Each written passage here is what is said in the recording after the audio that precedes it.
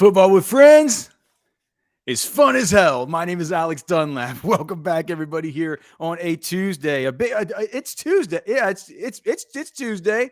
It's Tuesday. My kids are getting picked up to go to their jujitsu class, so that's the way I know it's Tuesday. But boy, I've been down in the deep dark dungeon, getting started on the offense today. And I'll tell you one thing, man. Whenever you see the offense start out with the offensive line not allowing any disruption for the first three series, you feel good about the way this is going to go. I think that Texas might win this game.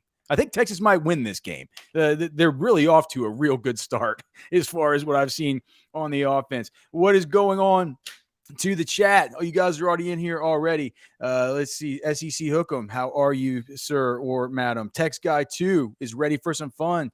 Thank you so much for showing up. We have the SEC roll call was gold this week. Always nice to be on. Oh, nice to be on top. Not sure what that means.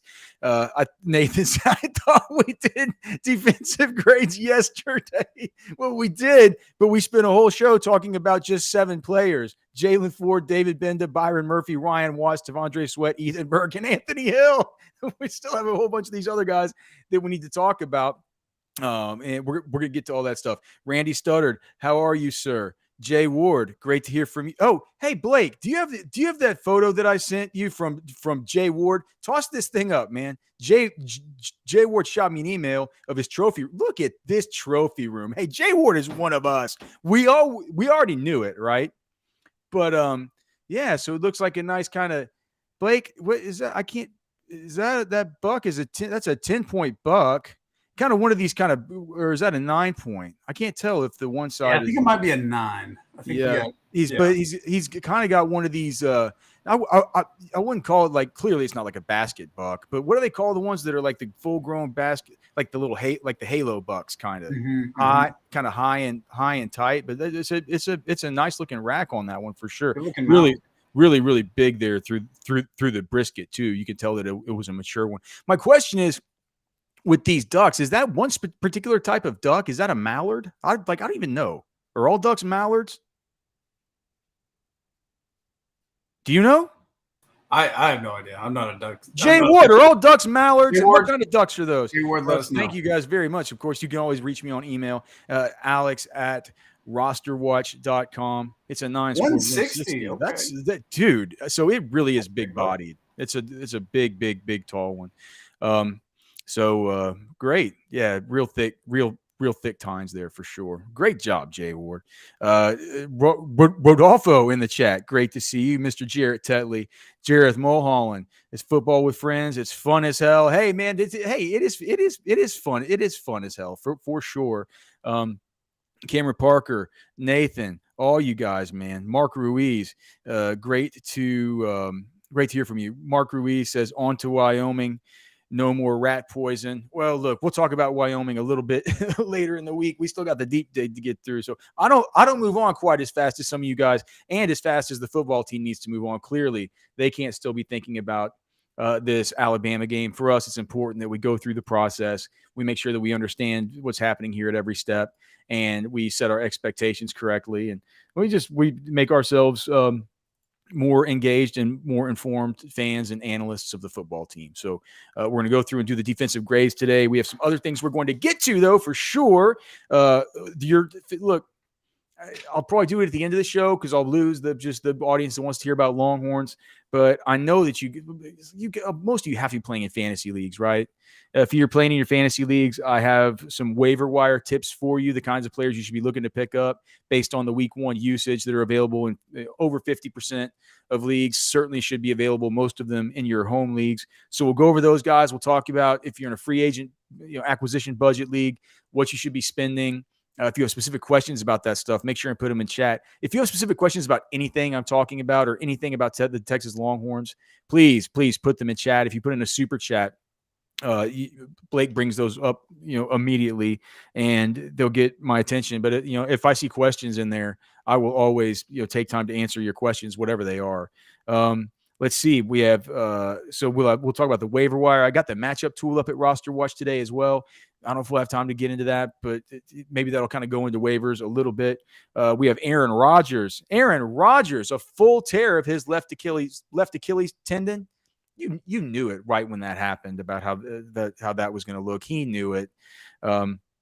I guess we'll maybe talk. I'm not sure there's that much to talk about with it. I don't think you guys really care too much about the Jets quarterback situation.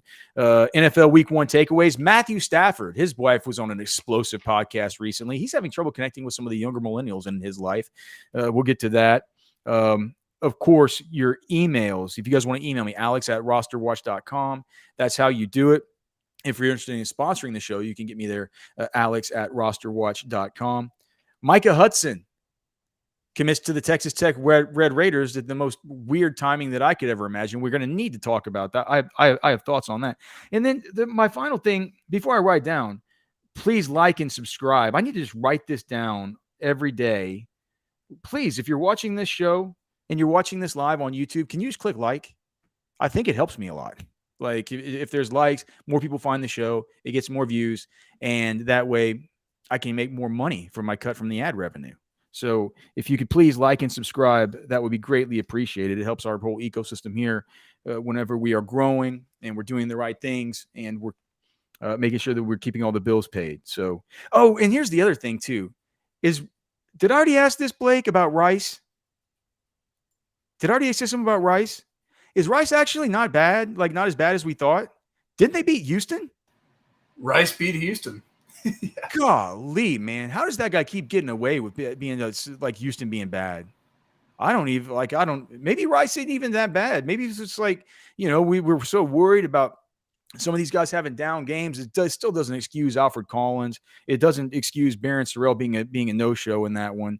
But it's, I think we can kind of talk about that. Oh, right at tier 2, the theme of the day, your most prized possession. What is your most prized possession? Let me know if you have one. Now it's not. Look at this. Jay Ward says that's a greenhead and a Canadian goose. Not all ducks are mallards. Well, no. Oh no, all ducks are mallard. No, all ducks are not mallards. So there you go. Is there a weird duck that they call a mud duck that you shouldn't eat, Jay Ward? I'd like to hear about that.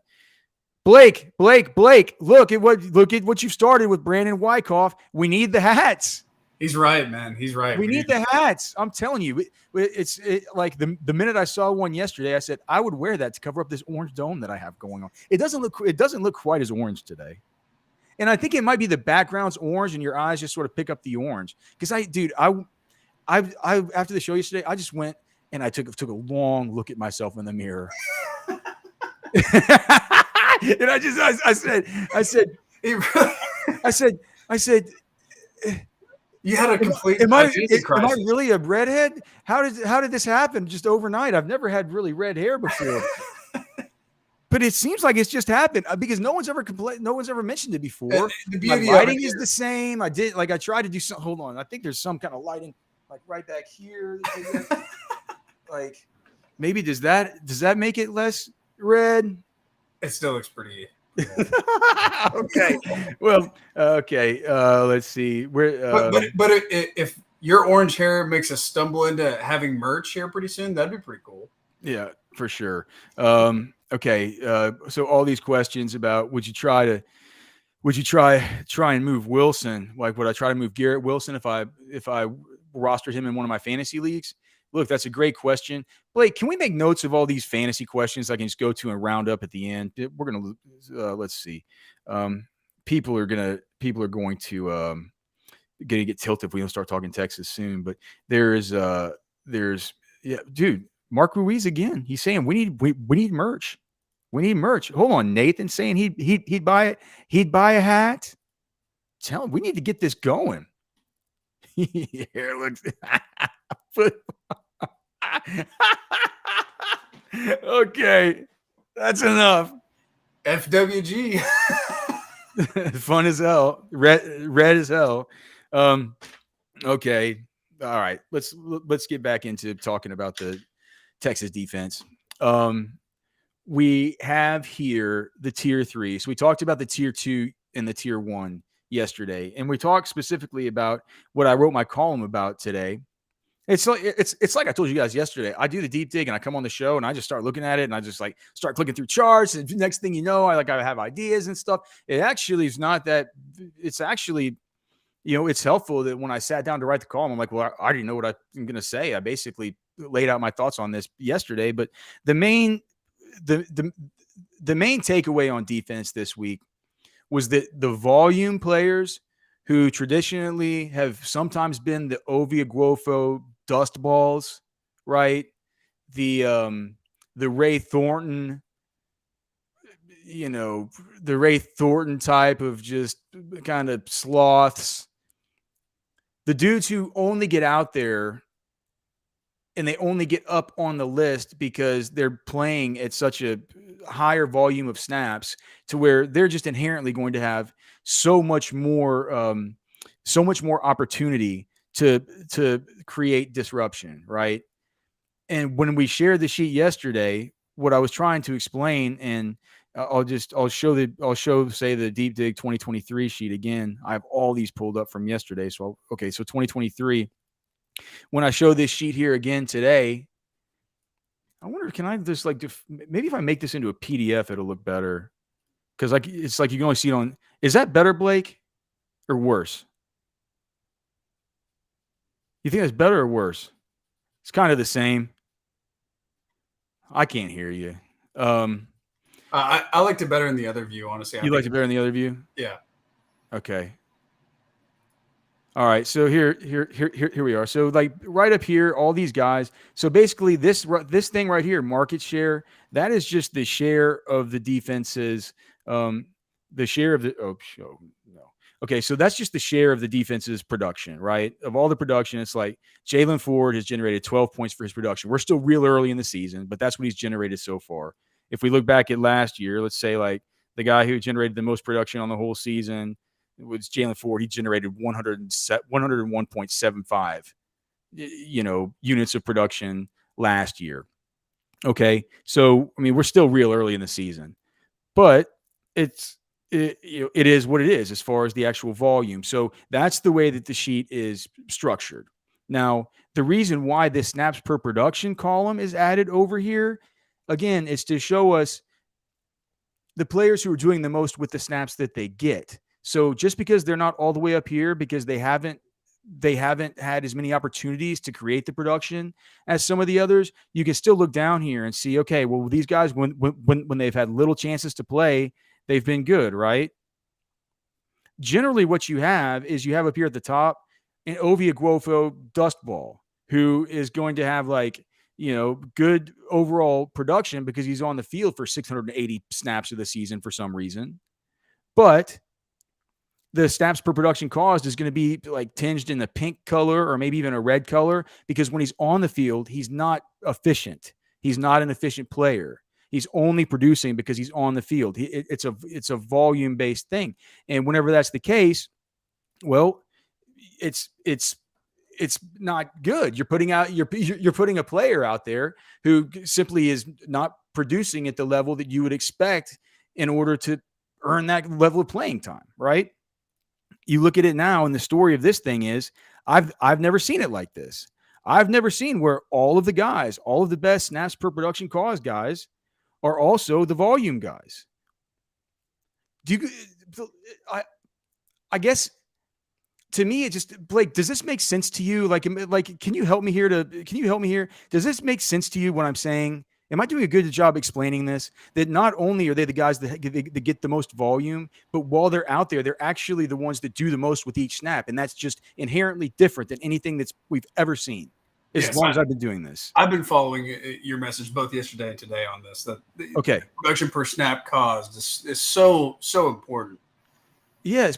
Well, because it shows you generally we would just use that to identify the guys who should be getting more playing time, the guys who should be getting more snaps and stuff. And now your best guys are actually the ones who are like the most efficient guys are the ones who are getting those snaps. And that was tier 1 and that was tier 2. And that was whenever you look at what's different this year. People say, what's different? What's different? Well, look, that's a whole lot different, right?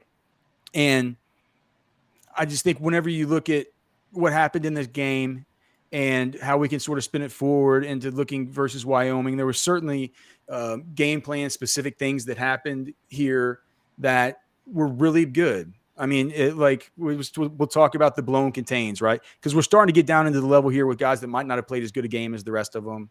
But schematically, what happened with putting these dudes in and getting, sometimes it would be Jalen Ford who was spying. I'm sorry. Sometimes it would be David Binda who was spying Milroe. Sometimes it was Anthony Hill who was spying Milroe. Sometimes it was just really, really good contain on the edges and just real ability to abide by that and to make that a key part of how the defense, what it was to the defense, even with its pressure packages and stuff like that, right? A lot of times, you would have a dude stun around and things like this. You can just picture some of the sacks in your head, and you would then say, okay, well, what's happened on the edge? And then all of a sudden you have, one of these nickels or something like creeping up to make sure that the edge is completely covered. During this Texas game, I think there were only 3 blown contains versus Alabama. So the Alabama game, just looking at the disruption chart, there were only 3 blown contains. And generally you would say, damn, 3 blown contains is kind of a lot, right? David Binda had 1 blown contain whenever he was the spy. Baron Sorel had 1 blown contain whenever he was definitely charged there with quarterback contain on the zone read. And then Jade Baron had 1 blown contain as well. But, and clearly Milroe got loose more than just 3 times. But to think about it like this, pretty much mission accomplished. Let's get this dude to operate as a pocket passer, and let's just see. Let's dare him to do it. If they think he's such a dual threat quarterback, if they was worried as I was about how, golly, man, some of those throws in that first game. Who did they play in week 1? Is that like University of Salt Lake City? Like what? Middle Tennessee was it? Yeah, all right, middle Tennessee. Who was it? Yeah. You saw him kind of flick the ball like with that Mike Vick kind of flick of the wrist, and it looked very, very natural. And look, there were some plays like that, like on the Jaron Thompson burn. Like there were some plays like that where he looked decent, right, as a pocket passer. But that was on that play that was drawn up beautifully to where they brought the Z motion from the other side. And next thing you know, you have your best wide receiver matched up on a safety just because of the way that they had to fall in. So I'm not interested I wasn't interested in coming into that game and saying like, all right, well, let's put this all on Milroe. Let's see if he can, it was an awesome game plan. It was really good the way that they did it, the way that they put it together. And I would say by half, maybe a third, maybe a half to 2/3 of the way through the second quarter, it became obvious. It's like, all right, keep this dude in the pocket, make him play like that. They did a good job with it. One of the keys to success was, those details, right? The details of just keeping contain, holding contain. And there were a lot of things that were less than, I mean, they blew contain 3 times. It wasn't necessarily that bad. There were a lot of things that kind of went a little bit bad, but you didn't notice, right? Alfred Collins is a ghost. Alfred Collins is nowhere to be found. He should be on the back of a milk carton. I don't know why he's even starting. If it's because he flashes and flashes and flashes, then all right, fine. If you want a guy that's going to flash and flash and flash, fine. Like I said, man, if you want the guard dog at the door to be the Great Dane who really looks like $1 million, but the minute the robber comes in, he just pats him on the head and walks by, that's the Alfred Collins. So that was a disappointment. The coverage burns were disappointments. Who all like coverage burns? Gavin Holmes had a coverage burn. Jade Baron had a coverage burn. Jaron Thompson. You remember Jaron Thompson's coverage burn. I don't chart coverage burns for inside linebackers because inside linebackers don't get lockdown bonuses to offset the coverage burns. But and what that means is just like the cornerbacks like start with 3 points of production that just starts, but it gets whittled away by completions allowed, coverage burns, penalties, stuff like that. Real quick on Milroe. Like Texas gives up 44 yards on 15 carries from Milroe. And now they make him throw, right? So he throws for 255 yards, but also has 2 turnovers in the passing game. So it played right into PK's hands, and I think what El Presidente here is saying on the super chat is spot on. Just a I'm sorry, I didn't realize there was a super chat. Okay, plan. sorry, I'm here looking at the data. Okay, so super chat, amazing game plan by PK and Pat. Okay, no serious. Oh, okay, dude, I got it. I'm sorry, this light is just bugging me, man. I can't tell if y'all. That's funny. I guess my hairs will go back to being orange. You're so worried about the hair. Dude, I hate it. It's an identity crisis. No, seriously, PK did an amazing job. Took Tommy Reese to the woodshed, made Bama beat them with the passing game, shut down their run. It was really good, man. It's really good. It was really amazing that they did it with a guy like Alfred Collins not doing anything, but you didn't realize it. Mm-hmm. Maybe you realized the coverage burns. Maybe on a couple of those plays you might have realized them. Maybe you forgot that Alabama had 2 touchdowns called back, 2 big ones that would have, right? Wasn't it 2? It was the one that Ford. There was the dropped interception, right, by Ford. Yeah. And then there was the what was the I forget what the other one was, but there was another one. It was the long catch and run by the same guy that caught the later touchdown, number 5, I believe. Both get called back. It's like, you kind of forget that. You forget that Texas, as far as the missed tackles in this game, Texas missed. They only missed 3 tackles versus Rice. They missed 15 tackles versus Alabama. Oh man, 15 tackles. But do you really remember it on the back end? The only one I remember is the long touchdown play where all those guys kind of collided. Well, yeah, that was like a 3 missed tackles and that was a deal, right? Big portion of the stat. Yeah, for sure. I think that Alan Carran's.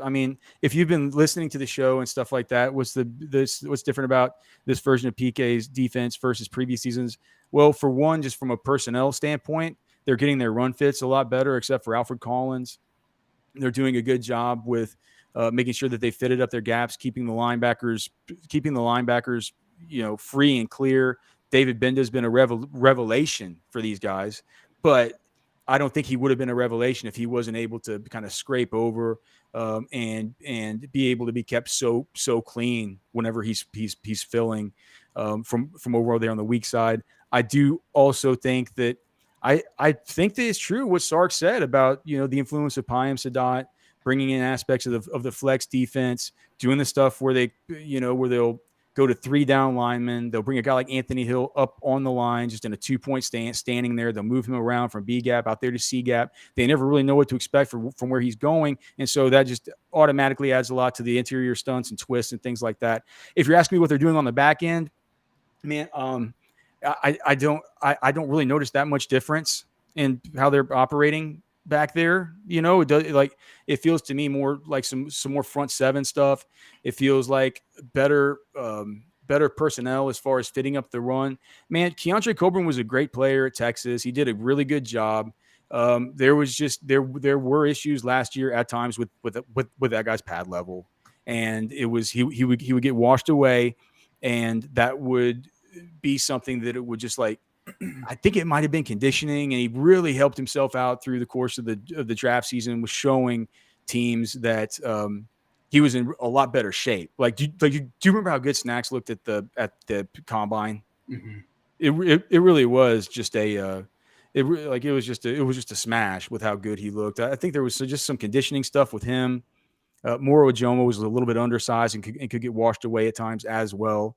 So I think it's a kind of all those things coming together. Also, whenever you have a better edge rush presence like Ethan Burke, that makes it a lot more difficult as a tackle, just to keep yourself hip to hip with guards and make sure that none of that interior stuff can really hurt you with the upfield penetration. So that would be what I've noticed. I don't think that the scheme is really all too different. Definitely more sub packages with 3 linebackers, and probably that was to be expected.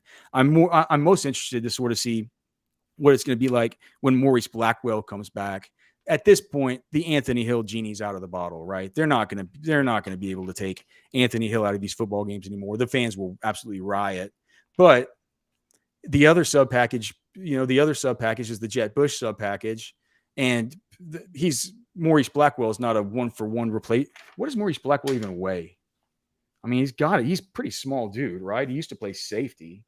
Did he get bigger? Let's see. Is this 2023 numerical roster? Maurice Blackwell. Why can't I think of Blackwell's number off the top of my head? Let's see. 37. Okay. Yeah. 6'1", 208 compared to Jet Bush, who is 43. I mean, he weighs 242. So those aren't 1v1 replacements. No. Maurice Blackwell is more of your kind of speed outside linebacker. They've been using Anthony Hill. I don't know how that's going to work. I think it's going to be a shame if they take that guy off the field. Anthony Hill, that is. But so he ain't coming off the field. Right. So as we begin to discuss some of these players that are in tier 3, we're going to talk about guys like let's just see, guys like Malik Muhammad and Vernon Broughton, and these guys have been good, right? Some have been falling, some have made big moves up. Baron, Sorel, Austin Jordan, who didn't play in this game, who's going to find his way down into the sub replacement level at some point, right? Jaron Thompson, Jade Baron, they've worked their way back up here after not playing at all really last week. And we'll kind of discuss why, and sort of as they're moving up, the other guys that we need to see move up, and then why some of these volume guys are now down in the sub replacement level and why they haven't begun their similar moves up. Right. Yeah, I'm curious looking at the tier 3 and the sub replacement guys. Like we talk about this in the next segment, but what is your biggest concern? Like, what position group is your biggest concern on the defense after 2 weeks? Oh, well, I can answer that easily, and I will do it next. This Orange Bloods recruiting flashback focuses on one of the best defensive playmakers for the Texas program over the last decade. I'm talking about edge rusher Joseph Osai. Osai was one of the best players to come out of Tom Herman's 2018 recruiting class, although he was a low 4-star prospect who only ranked number 31 in the state by Rivals.com. Not a single recruiting service had him ranked as an elite prospect or inside of a national top 125 list. When we look at Osai's recruitment, it was pretty cut and dry fairly early on that there were 3 schools that stood out above the rest. From the summer of 2017 all the way into October and November, Osai kept a top 3 of Texas, Texas A&M, and Notre Dame. Of the Longhorns, Osai said that Todd Orlando and Oscar Giles used the following sales pitch on him. Quote, "They tell me I could be that Nashawn Hughes type of player. When I watch some of these close games that they've been in, I can place myself in that defense and see myself making the moves to finish those plays. I watch how I could impact the defense and picture helping some of those close games be wins." The battle eventually turned into a Texas versus Texas A&M battle, with Tom Herman's staff taking on a Jimbo Fisher staff that had just replaced Kevin Sumlin. In fact, the Aggies had been considered the heavy frontrunner for Osai, but the dynamics of his recruitment changed the moment Sumlin was fired from Texas A&M. It was the opening that the Longhorns dearly needed and received. In fact, by the time January had rolled around, Orange Bloods was reporting from an A&M source that the Longhorns had taken the lead for Osai. On the last weekend before signing day, Osai took a surprise official visit to Oregon, but it still turned out to be a battle between the Longhorns and Aggies all the way up until signing day, when he eventually chose the Longhorns.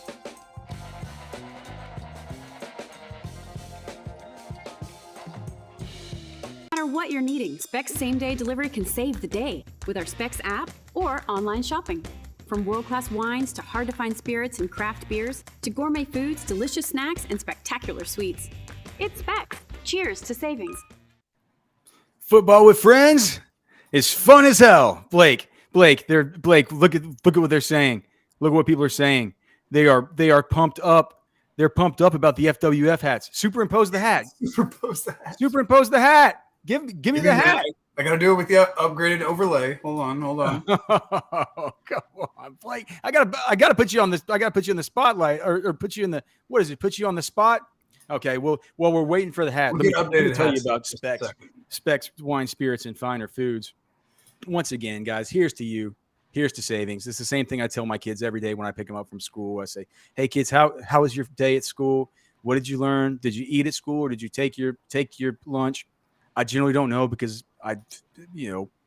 most days I don't wake up at the same time as the kids. I like to sleep in and let my wife deal with it.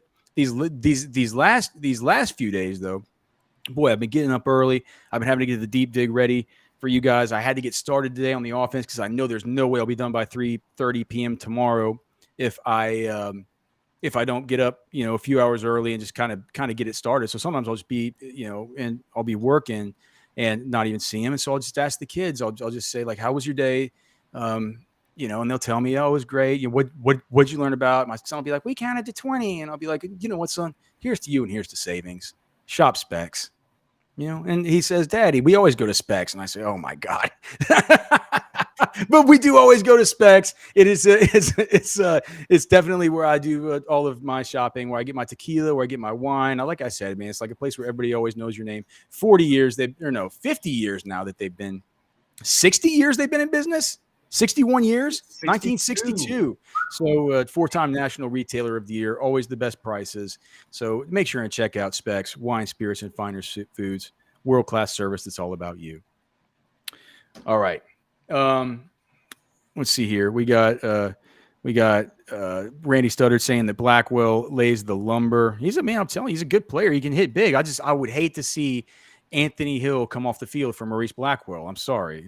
Do you guys not have a most prized possession? Nobody's even answered that yet. Blake, don't answer it. Let's wait for till the last segment. Look at this one.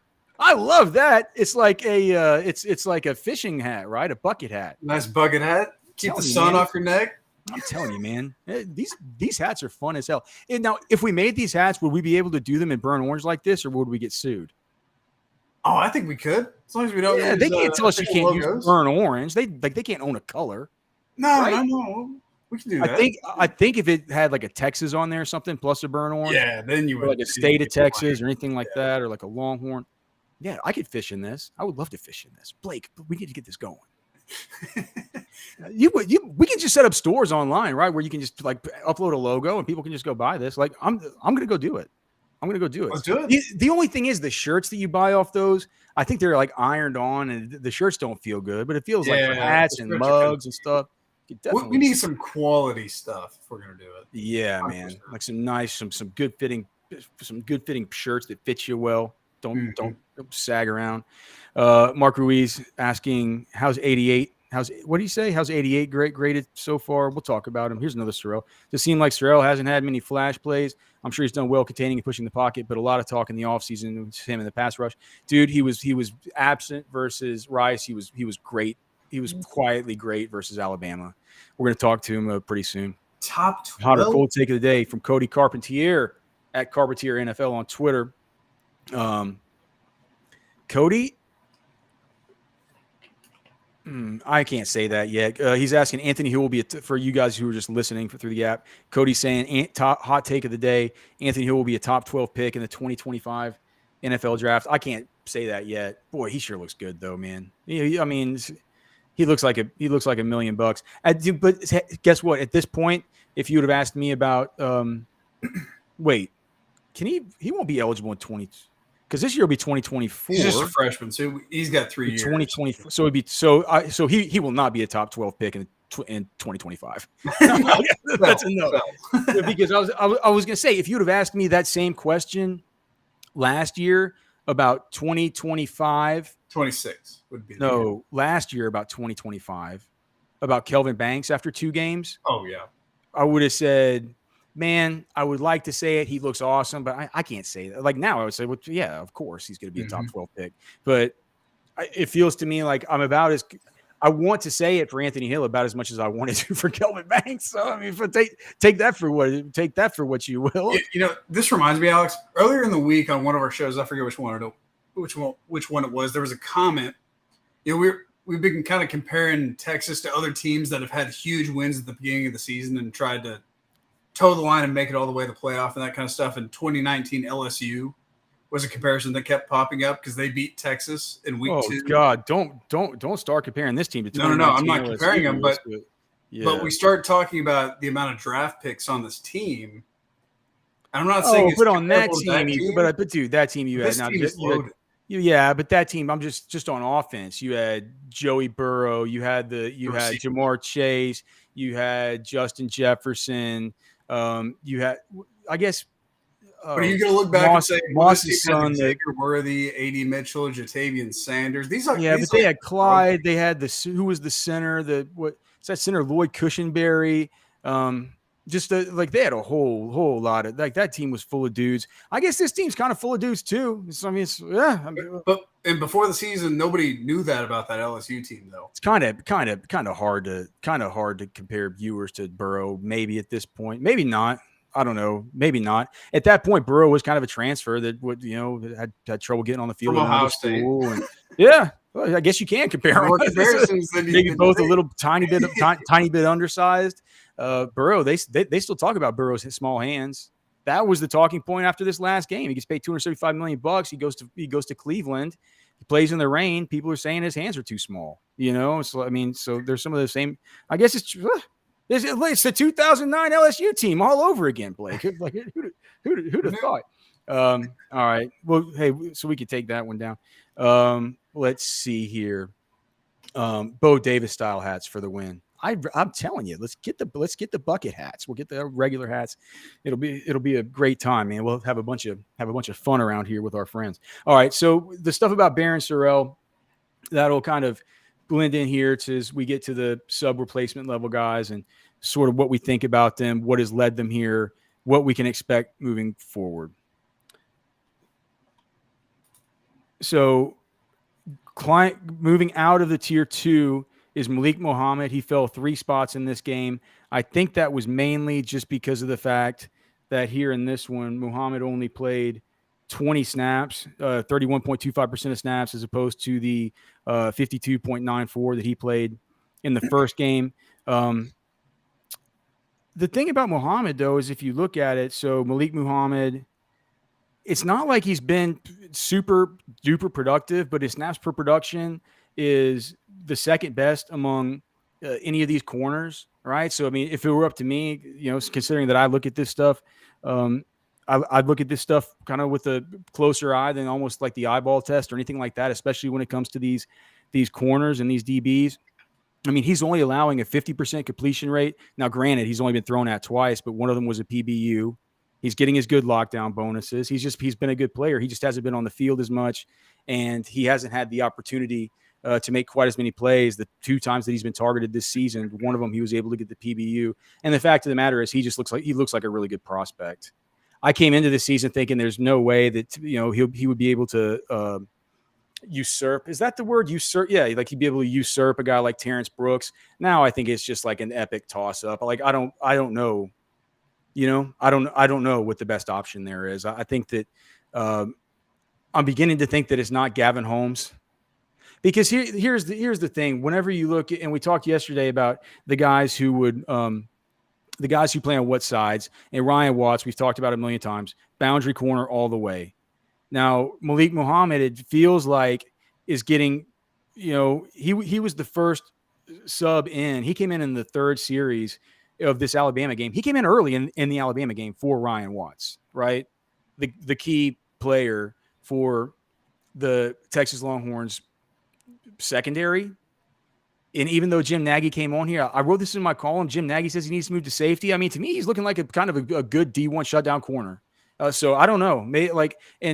For God's sake, Jim Nagy has 700 kids on his watch list. He can't have the whole book on every single one of these guys. He's going to be able to reform opinions through the course of the season, right? It's not like, all right, 700 of them. I know the book on every single one. Like, the season could end now, and I'd be able to pick my season. Like that's not the way it works, right?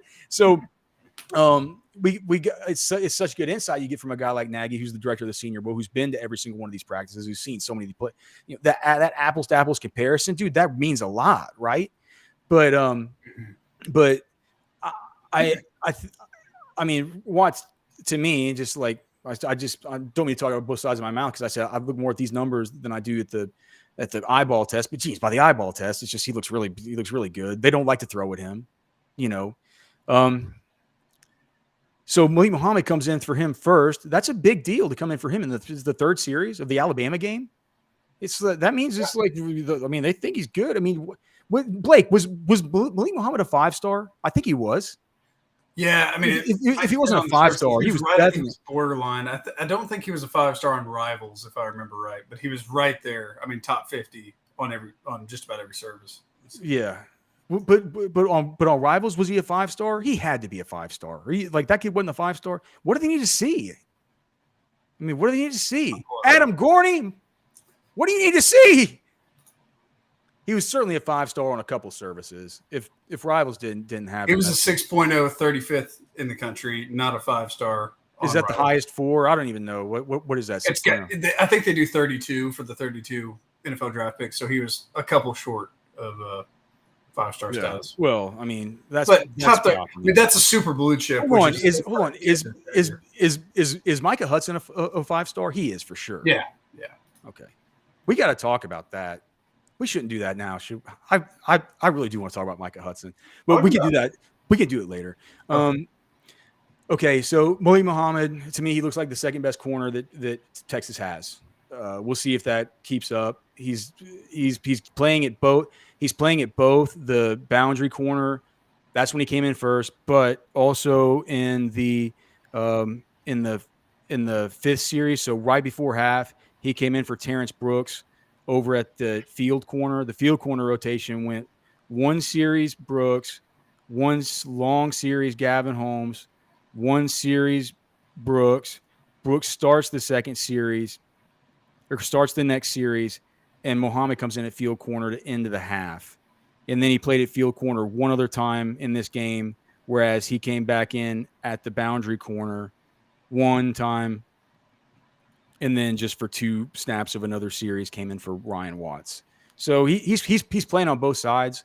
They're trying him out on both sides. To me, that's like he feels like he's probably Ryan Watts' primary backup. But he's also, dude, that thing over there, that's Malik Muhammad versus Terrence Brooks versus Gavin Holmes. And there are people in the chat who are saying, well, I think that is what is it they said that he needs another year of strength. Somebody's saying he needs another year of strength and conditioning.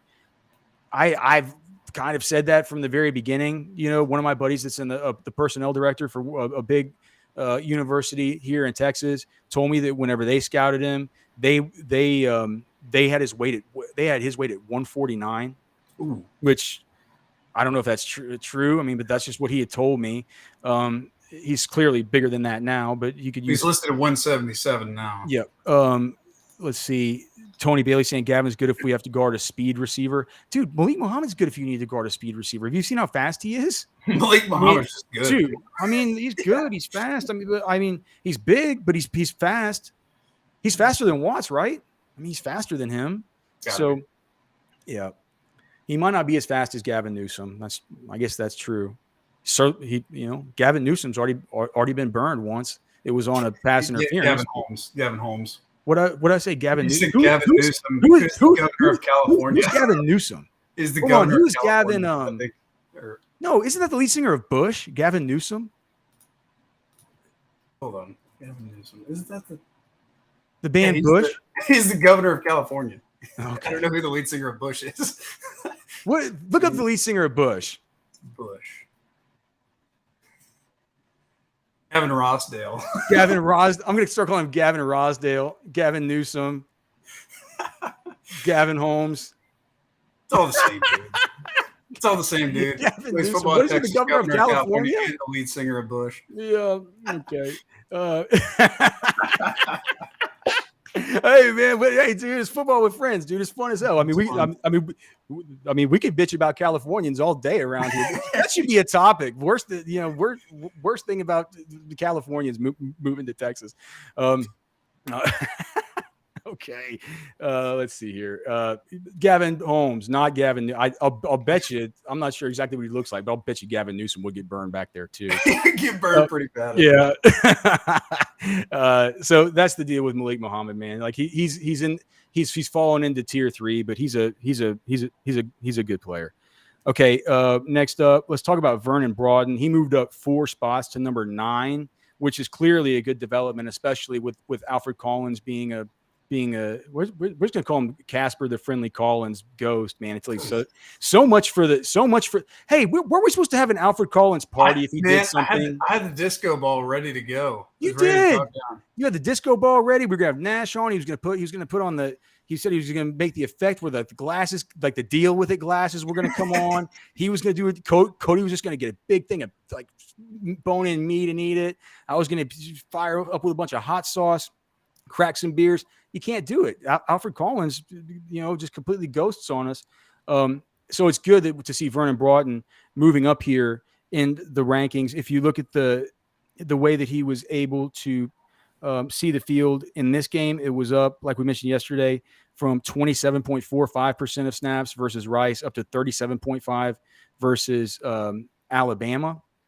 And when he did come in and play, they used him in a couple different spots. I noticed. I'll have to go back and look and see, but I do believe that he was used as so they even have him some packages where they're playing him at the at one of the defensive ends. They did that in the series, the one play 10th series. What happened in that series? Was that that might've been the Jaron Thompson pick. But if you go back and watch that one, he was at one of the ends in that one, which was kind of interesting to see. But other than that, like we talked about yesterday, he just really comes in whenever T'Vondre Sweat comes in at nose and they put Vernon Broughton in at the defensive tackle at the 3 technique. As far as the disruption he caused in this game, he had the one solo tackle. He did have a missed tackle, but we also have him down for two pressures, which is just a really welcome sign coming from him. Especially let's just look at Rice. What did he do versus Rice? Vernon Broughton. He had a pressure versus Rice too. Half a TFL, another tackle. So he's moving up. He's been somewhat productive. He would have been even higher than that had he not have had that missed tackle, especially given the small sample size we're dealing with right now with these guys. Let's see the back to the Alabama production sheet.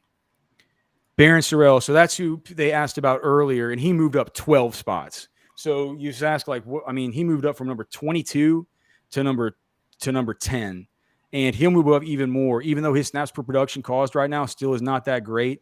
13.78 snaps per disruption, 13.78 snaps per disruption or production caused. He's still now squarely within the top 10 players, and he's set to be moving up. I don't know what happened in the Rice game. I don't know. You guys asked what happened.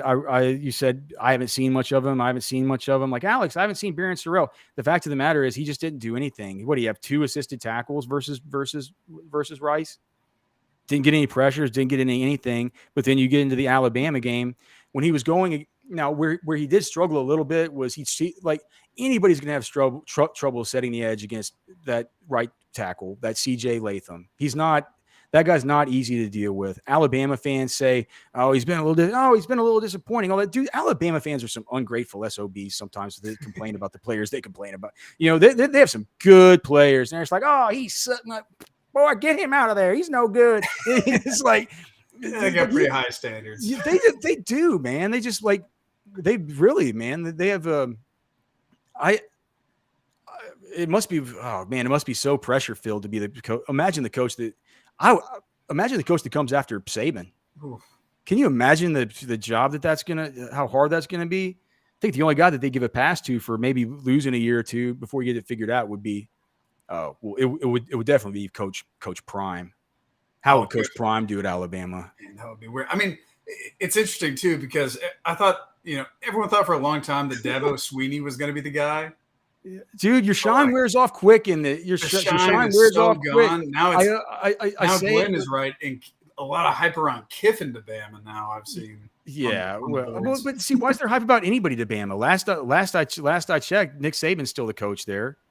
I mean, have him and Miss Terry said that they're not going to be doing it much longer? I mean, there shouldn't be hype around anybody. The fact that they're even talking about it is cockamamie beyond cockamamie. But yeah, dude, with these coaches, whenever you do get hot. And your name is the hot one in the cycle, whether it's the NFL or college football and the carousel and stuff. It's like you gotta. There are only so many of these ped jobs, and then the ones that are bigger than the ones that you're currently in. It's like it's crazy. Paul, this is not exactly how it went.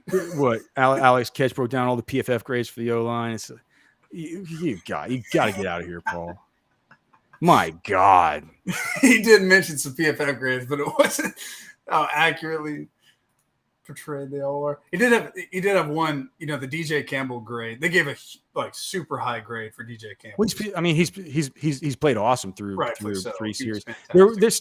Did Did PFF give him an awesome pass blocking grade too? I'll be interested to see if they did. I got it. But I mean, he definitely on one play in the second. He got a 74.7. Yeah, but can you look and just see what the pass blocking grade was? Let me pull it up. Versus run blocking? Does it have that information? Or do you have a PFF sub? You can just go look. I'm gonna go look. I don't have a PFF sub though. Here, I'll go look. I'll just go. I'll be interested to see if it was just really good run, whether that's on a real good run blocking or whether that's on a real good. Let me just go look. Not that. Why am I talking about PFF, man? This company. But I gotta see. Okay, so Texas, Alabama. What are we gonna look at? Balls. I'm trying. Blocking. You got us to look at PFF, Paul. He got the. Yeah, so DJ Campbell, they gave him the second worst pass blocking grade on the whole team. By far the best run blocking grade. Oh God, yeah, on the whole team. Not that I can understand really what these grades even mean. They don't explain what they mean. And they don't explain why they're like Kelvin Banks, Kelvin Banks, he was our highest graded tackle last year. Oh, and also here's our all Big 12 team, and Kelvin Banks says no, he isn't on it. I'm just like, what? What? This is really funny. So on House Divided, I put up a sign sometimes that says days since we talked about soccer on the show, because Ketch will mention Liverpool and stuff every now and then. And the chat always hates it. It's like, stop talking about soccer. So I made a little sign that comes up that says days since. We can get a days since PFF. Alex ranted about PFF. Well, see, that's why this is football with friends, man. People know at least if you come here, you're going to talk about like your most prized possessions or your favorite HEB item or hot sauce or just football.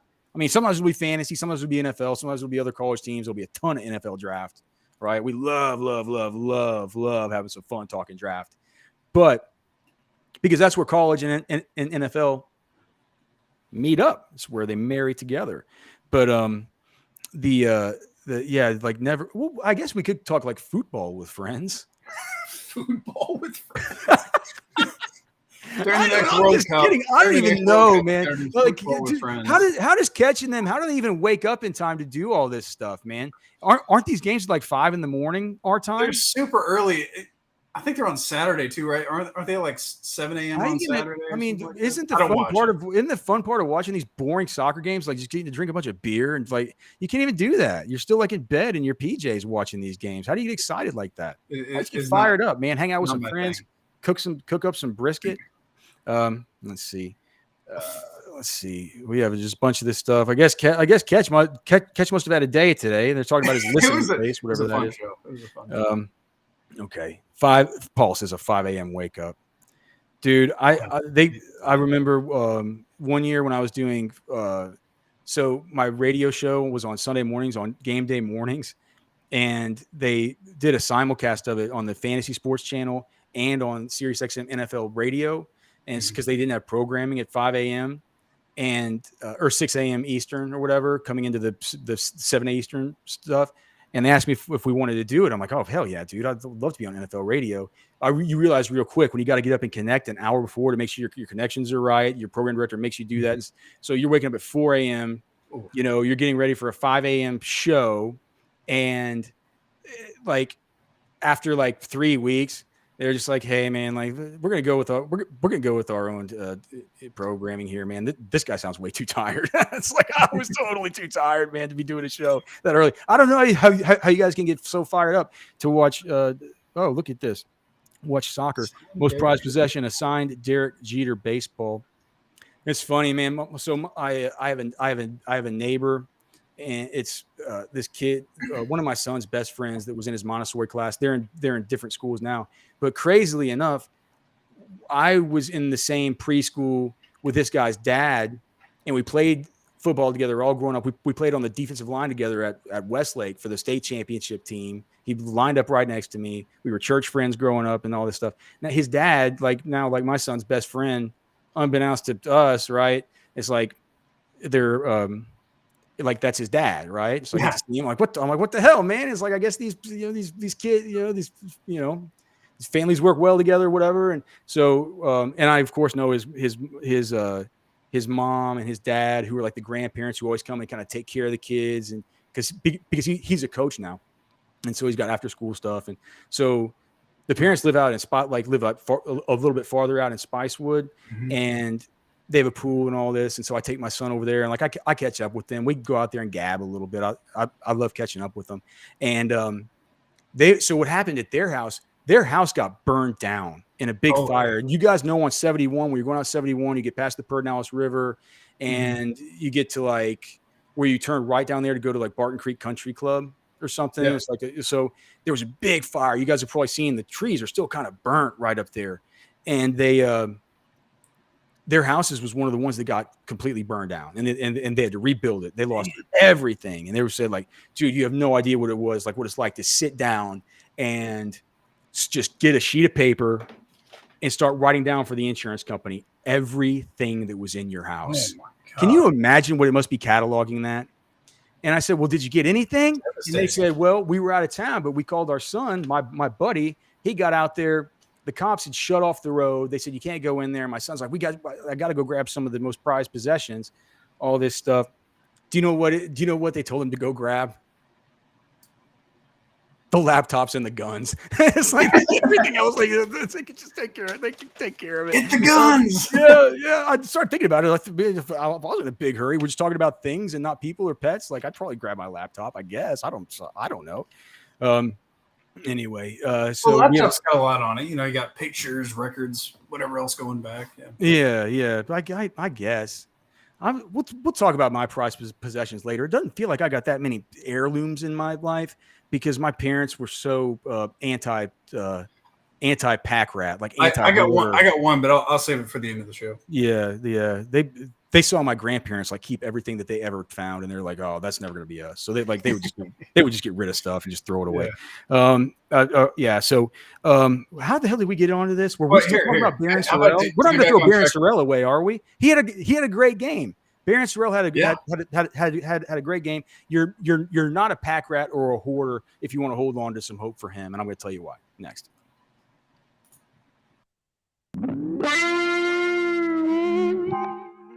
This Orange Bloods recruiting flashback takes a look at arguably the most high-profile recruitment in the history of the Texas football program, at least until Arch Manning came along. Yes, I'm talking about former Texas quarterback Chris Sims, who was the nation's #1 ranked prospect when he came out of New Jersey in 1999. Sims took a look around all over the nation early in his recruitment, visiting the likes of Ohio State and Penn State, before eventually setting on his top two. The two UTs, Texas and Tennessee, were his two finalists.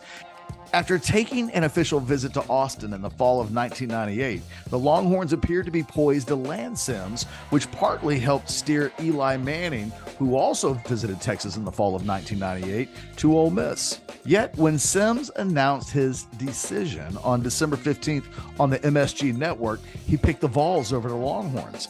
Matt Brown later admitted that the Texas coaching staff was shocked by the news. Quote, "I'm proud to be a Vol, and it's a good place for me," Sims said upon his announcement. "I'm a big fan of Coach Fulmer, and I think it fits me right.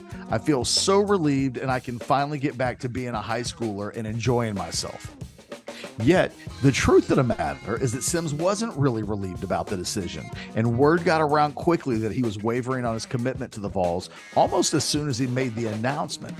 I can remember talking to a Texas source on January 1st of 1999, just before the Longhorns played Mississippi State in the Cotton Bowl, that the Longhorns were going to flip Sims away from Tennessee. A few days following the New Year's Bowl game, Sims called Texas assistant coach Tim Brewster to tell him that he was having second thoughts. Less than 3 weeks later, Sims sat down with his parents, Diana and Phil, you might have heard of him, to reevaluate the decision. The next day, he called Tennessee head coach Phil Fulmer to deliver the news. Sims said, quote, "The hardest thing I ever did in my life. The first thing he said to me was, 'Chris, I'm down here in Alabama recruiting you the best receiver in the country,' end quote. One day later, Sims made things official by flipping his commitment to the Longhorns, which helped cement a #1 overall recruiting class for Brown and his coaching staff. It proved to be a game changer for the Longhorns, as evidenced by the commitment of the big 3 wide receivers in the following recruiting class: B.J. Johnson, Roy Williams, and Sloan Thomas, as well as paving the way for Cedric Benson's commitment to the Longhorns in the 2001 recruiting class. Ultimately, it was one of the great recruiting moments in the history of the Texas football program.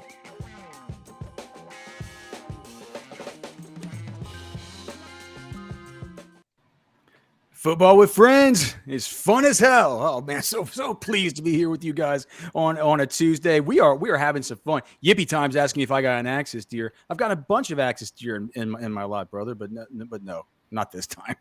Not this time, man. I committed the cardinal sin. You guys have heard it. Passed on a deer on day one that I would have taken on the final day. There was a question. Colby S is saying. He's saying, what the hell is up with the background? The lake was on the other side yesterday, and the time before that, it was on this side. Well, I don't know what happened. I don't know. You never know. See, check it out. Oh man, there's sometimes there's some times in life where you do not know what you're going to get. But Blake, you know what you're going to know, what you're going to get every single time is you're going to get the best service from one of us, Val Garcia at Valen Real Estate. Look at this. Look at Val. Oh, Val Garcia. Just take a look him deep in the eye and tell me that man is not going to take care of you. And when you're talking about your real estate transaction, the most important part is he's going to do it for free. For free. 100%. Can you believe I just said that? If you're an educator or if you work in the ministry, Val Garcia will sell your house for free. That's how much he cares about his people, the people who brought him up in the great DFW area. So if you live there, you know somebody that lives in DFW who is a teacher, somebody who is in the ministry, make sure to give him a call. And look, even if you're not, listen, it's a tough time to navigate real estate right now. It's tough to know all the pieces. It's tough to know how to market your home correctly, given various market cycles and things like that. Listen, none of this is new to Val Garcia. He's a top 25% realtor in the whole DFW area. He's seen it all. He's seen buyers markets. He's seen sellers markets. He knows how to get the house ready. He knows how to get the open houses going. He knows how to do all this stuff. And we're talking about saving tens of thousands of dollars. Literally, if you I hate it when people say literally when they don't really need to. I'm saying literally here because I'm talking about literally tens of thousands of dollars that's going right back into your pocket. You sell your home for $400K. Val Garcia is going to save you $12,000 if you're a teacher, if you're in the ministries, and even if you're not, and you tell him that you heard about Val and Realty on Football with Friends, he'll sell it for half price. That's all you got to do. Say, hey man, I heard Alex talk about it. Football with Friends. It was fun as hell, man. Sounds like you're fun as hell. Hey, he might even take you on an Oklahoma bear hunt. You never know. I'm not sure he'll do that. And we can only hope. I'm not sure he'll do that. I'm kind of scared to go on one. He said one time one of the bears crawled up the tree and kind of tried to come at him. He did. Hey, if there's anybody that can take on a bear, it's Val Garcia. It is Val Garcia. Make sure and give him a phone call, 469-647-8729, valenrealty.com. Okay. So we have there we go. Get rid of that orange hair. Give me one of these Bo Davis hats. Let's see. Paul was saying he's being sarcastic about the PFF stuff. Paul saying Anthill's sack with a Bendy show was legit. He's going to be so important in the next few years. I mean, it's not just the bend. It's just, I mean, the bend is one of the things, but it's also the get off. It's the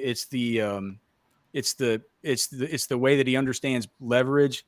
There was only one time really wherever he was rushing upfield where you could tell it's like, oh man, Anthill, like you rushed past your spot, right? It was like I only saw that once. And out of a young guy that's only played 40 something snaps on the season, it's just it's crazy, dude. He's just a sick athlete. We have all this stuff to get to, but I also wanted to mention first, please like and subscribe to the channel. If you could click the like button. Look, I'm going to monitor it. I'm going to start monitoring it. If we don't get enough likes, I'll eat a bunch of hot sauce and I'll torture myself live on camera. So Alex, make we sure are that you like it. 14 subscribers away from 17,000. 14 that's away. it. Please, that's you it. guys should just click like and subscribe. Also, if you're interested in sponsoring the show, I need more sponsors.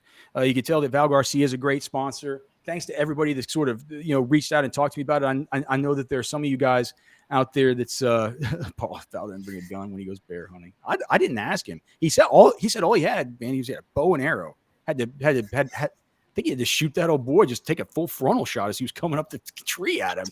I'm like, I didn't know black bears were like that. I thought they only mess with you. Maybe it's like the she had cubs around there or something. That's the only way you would think. So, but yeah, with like sponsors, you can email me, alex@rosterwatch.com. Eventually, I think I'm bad at selling this stuff. I'm not a sales guy. People are just like, hey man, like, what does it cost? All this stuff. I'm like, I don't know. I think Blake said this. Like, how many viewers? Like, I don't know. Do you want to sponsor it or not? Just, I might just Blake's good again. Blake, like, I'm just have to have you or Bo Edge or people who are good sales guys, man. Get some sponsors. talk to Val Garcia. Just take a cut of it. Yeah. All right. Anyway, so alex@rosterwatch.com. Okay. Let's get back to this. Let's get back to the defensive breakdown. Okay. So Baron Sorel, you don't need to be scared about Baron Sorel. In this game, he was very productive. And as somebody mentioned earlier, he was seemingly getting held a lot. There were times when I thought that a flag should have been thrown as far as the holding on Baron Sorel. I will say that there were times that he got him and Alfred Collins both when they were both lined up because they both lined up at the jack a lot in this game. There were times when both those guys got really physically dominated in the run game, and it's just the way it went.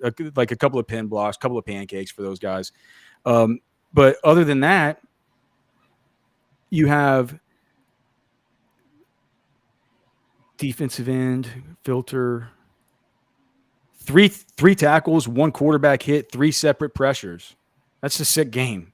Really, really sick. Now he did have a missed tackle, and he did have the one blown contain on the. So it's like those things. He probably would have come up a lot farther than that. But dude, 4 acts of quarterback disruption, a quarterback hit, and three separate pressures. If the deep dig doesn't count it, like, if you look at the Texas stats or the stats really for anywhere, they'll double count a bunch of this stuff. They'll call a sack like a sack and a TFL, and it'll make the numbers look bigger. That's not even do that.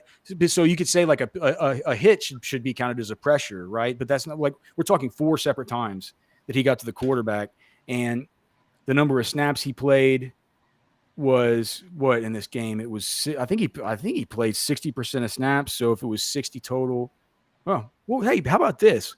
What if I had a chart here that showed me defensive player participation? Imagine. Yeah, it was. So he played 42 snaps. He was getting to the quarterback once every 10.5 snaps. That's incredible. That's very, very good. It's almost like once every series and a half, with the way that these series were playing out in this game. So very, very good game. Don't worry about Baron Sorel. You don't necessarily see these. I'll bet you that you remember the quarterback hit, but you probably don't remember the pressures, just because a lot of times on those pressures they would end up with, Jalen Milroe sometimes stepping up and getting to the line of scrimmage and ducking and weaving and maybe trying to make a play. It just kind of felt like, oh, here comes Milroe again. Are they going to contain him? He would have been back there trying to throw darts if the pressure wouldn't have been coming. So that's against good players, man. That's against Alabama. Like I said yesterday, you take this stuff versus Rice, you take this stuff versus Alabama, you add it all together, you cut it in half, you take the average. It feels like that's about what's going to be like versus an average Big 12 team. And Sorel is now clearly back up into the top 10, and he'll move up from there. The snaps per disruption doesn't necessarily look as good, though, because he did get the points. That blown contain basically takes off two of the pressures. It's just it cancels them out. The sack would basically take off half of the quarterback hit. So take away that missed tackle, that blown contain, all of a sudden you're probably looking at Sorel, maybe not due to the first game, the game that was a little bit shaky versus Rice. And look, Rice might not be as bad as we thought. What was the score that they beat U of H by? Blake, do you even know? They were up big, but U of H scored 20 in the fourth quarter, and it went to overtime, I think. How embarrassing. Rice, U of H. So, but, I mean, they might not be as bad. They might not be that bad. Rice beat them in double overtime on a 2-point conversion. That defensive tackle for those guys, number 75. That guy was getting run stuffs and TFLs on Hayden Connor all day. Like, they have some decent players, Rice does. So you never know, man. It's also the first game of the season. Like, I always take that with a grain of salt. Like, these guys get settled in. They obviously showed up against Alabama. So Baron Sorel is a guy I'm definitely going to be keeping an eye on against Wyoming. Yeah, he only played. He got back up to his normal snap count, right? He's playing 2/3 of the snaps again. That obviously makes a difference. And then the other, he was only at 39.22% of snaps versus Rice. So Baron Sorrell's fine. Don't worry about him. This defensive line is fine outside of Alfred Collins. And we'll get to Alfred Collins, but I don't know if we're gonna have time to get that far down the dang list. He's just he plays 61% of the snaps. That's unheard of for a defensive lineman at Texas. So, I mean, it's 61% of snaps. Has anybody ever done that over let me just look in 2022. If that continues, let's just take a little diversion here. Talk to some Alfred Collins. So, and we're not going to talk exactly about it, what all is wrong with him, but just who plays. When's the last time a defensive player over the course of the season, not a defensive end, right, but an interior defensive player? Last year, the guy who played the most snaps was T'Vondre Sweat, 47% of snaps. In 2021, the guy who played the most percent of snaps at interior was Moro Jomo, 49% of snaps. In 2020, what is that? The 2020? Oh, okay, yeah, all right. Filtered by market share. Sorry. Hold on. Defensive player participation. My bad. In 2020, Keandre Coburn, 46% of snaps. 2019, it was no. Malcolm Roach that year played defensive end, so no. Keandre Coburn, 52% of snaps. 2018, Blake. I'm sensing I can't tell. I don't have a very analytical mind, but I'm sensing a little bit of a trend here. It's a trend. 2018. No, Charles was a defensive end. Do you know? All right. Is this can this be right? Do you know who the last one who did that? It was in 2018. Was that Tom Herman? It was Chris Nelson. He played 68%. Oh, really? He played 68% of snaps. 68%. Yeah, on the season. Man, dude. Versus Maryland, he played 87% of snaps. Versus USC, he played 75. Versus Kansas State, he played 77. Baylor, he played 80. Dude, Chris Nelson was a G, man. 82% of snaps versus Oklahoma State. Well, is it just because they didn't really have anybody? Oh, that's because the only guy behind him was Gerald Wilbon. And man, these names.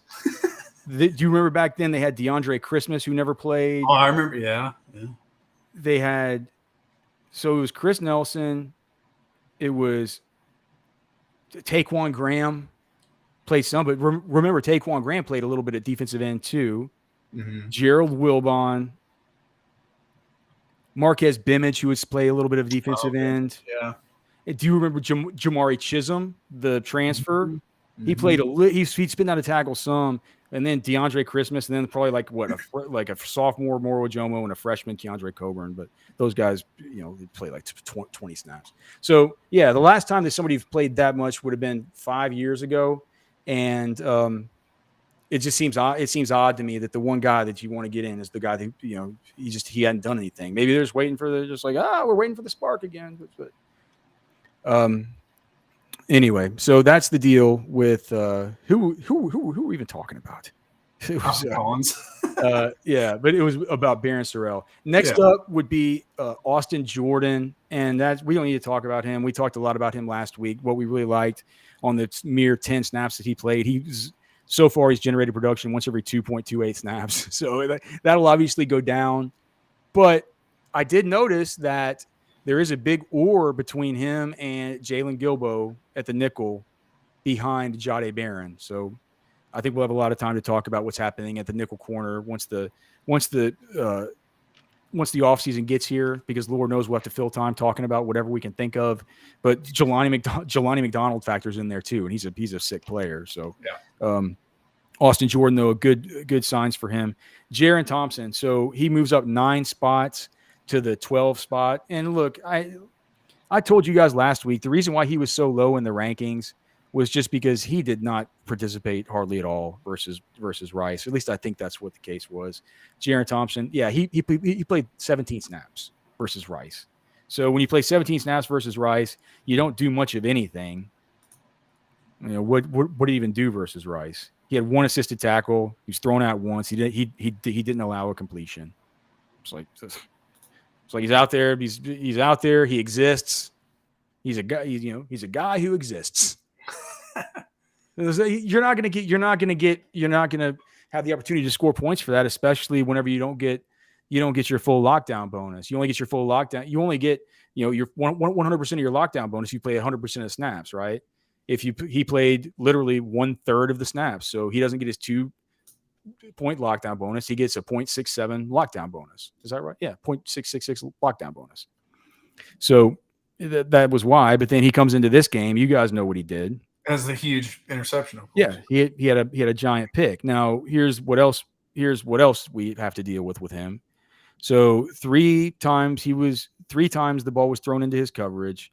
He allowed 1 completion, 1 separate coverage burn, but he also had the interception. Now the interception was not on a play where he was the one targeted. Remember, both those plays are plays where they just said, haha, let's let Milroe not even know what the hell's going on here and not even see this dude that's about to rob him. That was what happened with both of those plays. One of the receivers slipped on one of them too. I forget which one. Yeah, I think was it the Baron pick. I forget which one it was. Both of them were good plays wherever it was kind of disguised, and they were bracketed, and they stepped up and they made plays. Right? Mm-hmm. Milroe just didn't realize it.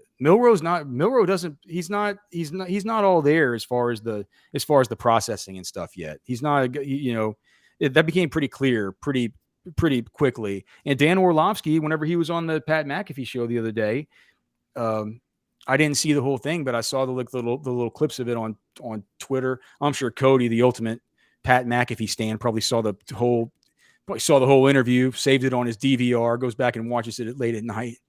But he was saying he picked Texas to win. And he's like, why? And he's like, well, they say Milroe's a dual threat quarterback. Like, he's not a dual threat quarterback.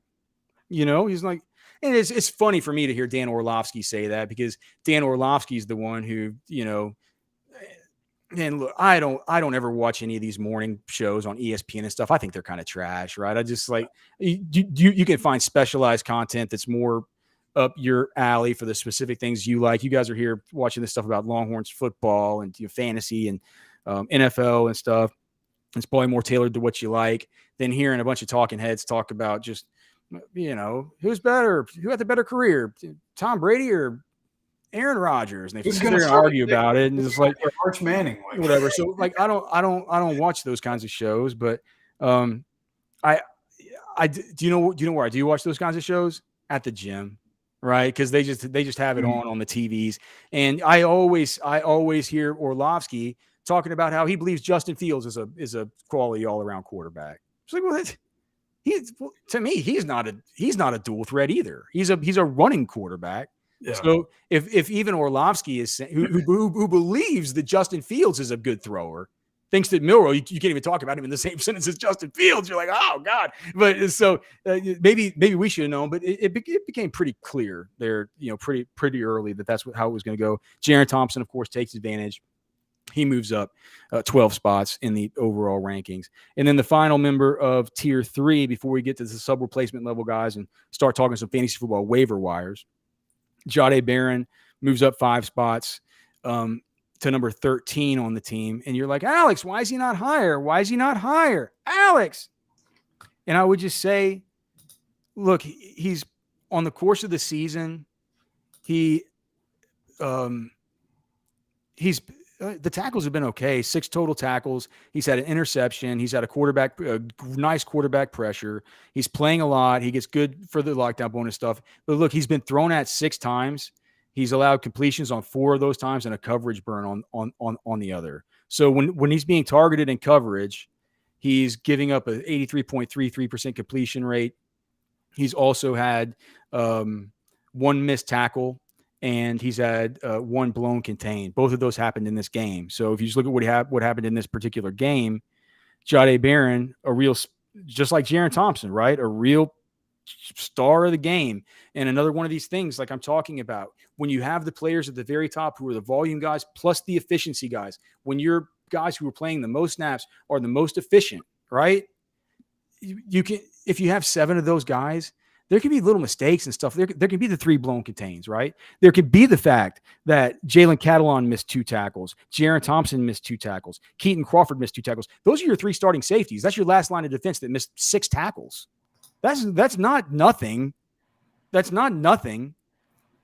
In a game that Texas loses by the skin of their teeth, we look at that, we're like, golly, how do you plan on winning a game where your last line of defense, your safeties miss a combined 6 tackles and commit 1 coverage burn?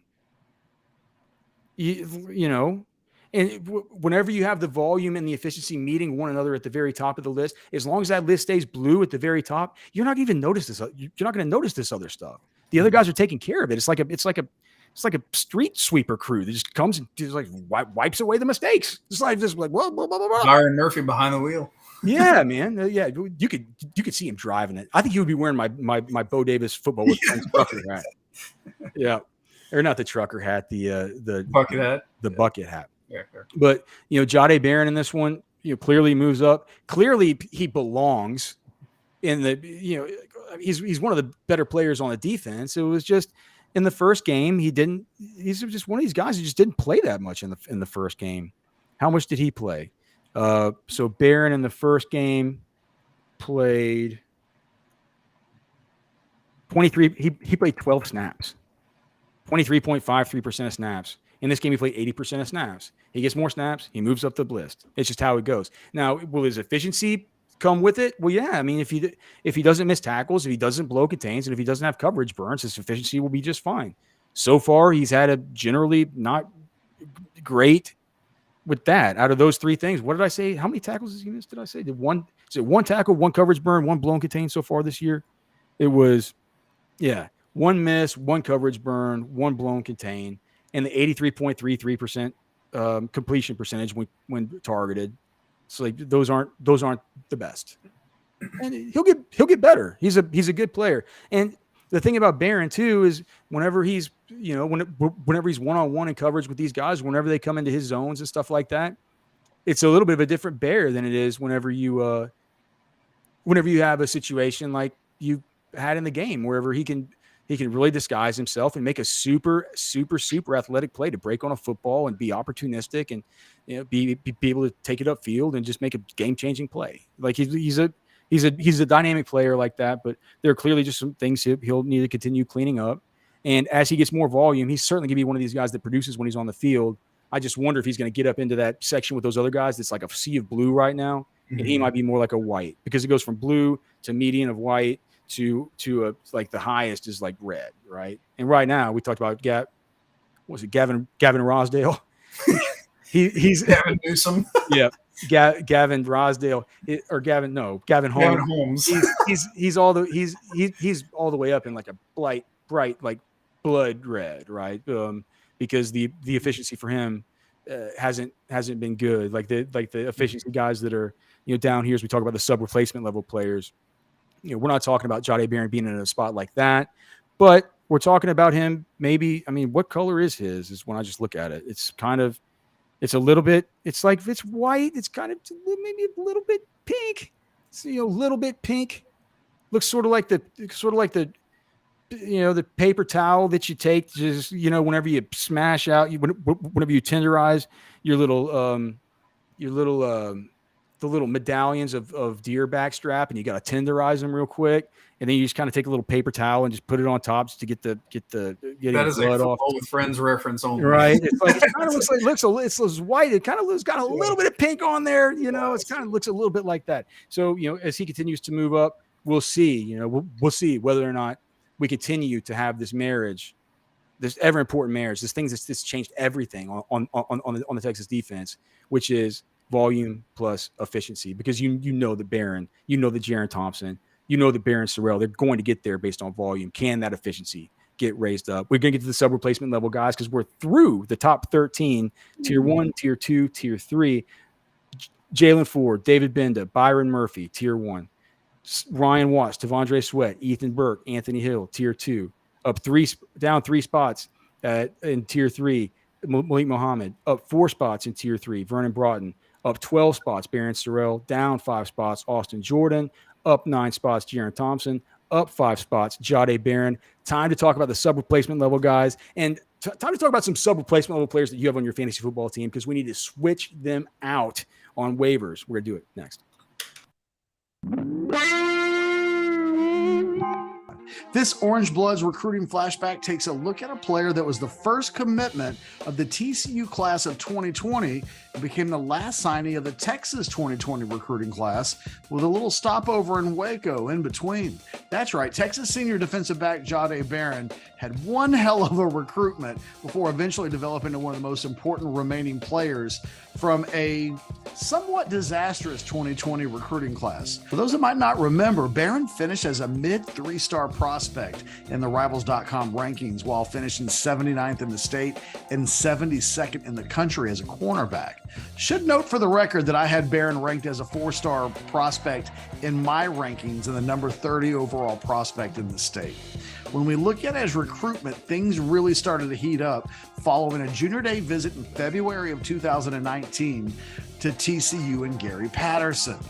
After visiting on the junior day in February, Baron committed just a couple of weeks later, citing that Patterson's track record of developing players was a big reason for his decision. Yet a little more than a month later, Baron backed out of his commitment to Patterson, primarily because his offer list started to take off shortly after his commitment, with the likes of Oklahoma State, Tennessee, and Arizona jumping into the mix. Before his decommitment, he actually took an unofficial visit to the 40 acres, although the Longhorns didn't offer. Fast forward to June 22nd, and Baron announced his commitment to Baylor. From that moment on, all the way through the rest of signing day, Baron was solid as a rock to the Bears, even in the aftermath of the departure of Baylor head coach Matt Rule. Things changed for Baron in April as he asked for Baylor to release him from his national letter of intent. Quote, "Thank you to the Baylor Nation for embracing me," he said on Twitter. "Today, I requested an official release from my NLI to Baylor and will begin looking for a new school to pursue my athletic dreams and career goals." 8 days later, Baron committed to Tom Herman's Texas Longhorns. Flipping Baron was a huge win for defensive backs coach Jay Valai, who had only been in Austin for a few months when he landed Baron. Baron was the 20th and final signee to a 2020 recruiting class that finished 16th in the nation. While Bijan Robinson is famously remembered as the headliner of the class, Baron was one of the 3 lowest rated prospects in the entire group, according to Rivals.com. Of the 2 players ranked lower than Baron, one of them was none other than All-America linebacker Jalen Ford. Football with friends. It's fun as hell, man. It's fun as hell here on a Tuesday afternoon. We were just rolling through the week, man, getting the hump day. I'm starting to look out the window here. I'm seeing some dark clouds forming in the sky. Like we might get a little bit of rain. Ted Appeared asking Alex, can you bring up Alfred Collins on PFF? You know what? Yeah, I'll do it. Let's just see. Let's compare what PFF says Watch him get like a perfect grade. Let's see what PFF says about Alfred Collins. I'd actually like to, because I have it pulled up earlier from that. What did we look at earlier? Oh, DJ Campbell's pass blocking. Yeah. Hold on, let me just look. Do I even still have it up? Yeah, I do. So I'll switch it to the defensive report. Okay, I have not looked yet, but now I just have to find it here on my little, here. Okay. Am I allowed to show this, even though it's like a premium subscription? I think it's fine. That's fine. Okay, so they have the overall defensive grade. Byron Murphy and look at this. They're pretty smart. Byron Murphy, Ryan Watts, just like me. Malik Muhammad, Justice Finkley had good games. Anthony Hill up here at the top. Vernon Broughton. We'll talk about some of these guys. So Alfred Collins, they have way down here. They have him at God, look at his tackling grade, whatever that is. He's down here. This is versus Alabama. Oh, yeah, good old PFF. Ethan Burke, the worst player on the team. Get this junk out of here, dude. I'm not even going to let you guys look at that. That is so wrong. It's what do they do? What do those grades even mean?